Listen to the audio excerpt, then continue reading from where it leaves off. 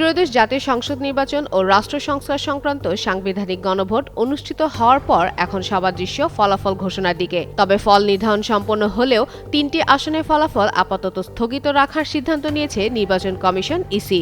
আদালতে দায়ের করা মামলার চূড়ান্ত নিষ্পত্তি না হওয়া পর্যন্ত এসব আসনের ফলাফল প্রকাশ করা হবে না বলে বৃহস্পতিবার জারি করা পৃথক ৩টি চিঠিতে জানানো হয়েছে। স্থগিত রাখা আসনগুলো হলো চট্টগ্রাম ৪, চট্টগ্রাম ২ ও শেরপুর ২। চট্টগ্রাম ৪ আসনের ক্ষেত্রে আপিল বিভাগে দায়ের করা ৩ ফেব্রুয়ারি আদেশ অনুযায়ী প্রার্থী মোহাম্মদ আসলাম চৌধুরী নির্বাচনে অংশগ্রহণ করতে পারলেও মামলার চূড়ান্ত নিষ্পত্তি না হওয়া পর্যন্ত তার ফলাফল প্রকাশে আইনগত বাধ্যবাধকতা রয়েছে।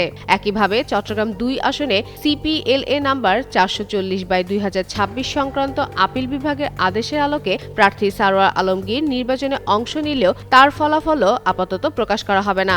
হোয়াইট প্লাস প্রো সেনসিটিভ স্কয়ারে মাঠের বাইরেও তো আমরা এভাবে দেশপ্রেম দেখাতে পারি। এছাড়া শেরপুর ২ আসনে সিপিএলএ নাম্বার ৪৪২/২০২৬ অনুযায়ী প্রার্থী মোহাম্মদ ফাহিম চৌধুরী প্রতিদ্বন্দ্বিতা করতে পারলেও তার নির্বাচনের চূড়ান্ত ফলাফল আদালতের আদেশের উপর নির্ভরশীল থাকবে। ইসি সংক্রান্ত রিটার্নিং কর্মকর্তাদের উল্লিখিত সিদ্ধান্ত অনুযায়ী প্রয়োজনীয় ব্যবস্থা গ্রহণের নির্দেশ দিয়েছে।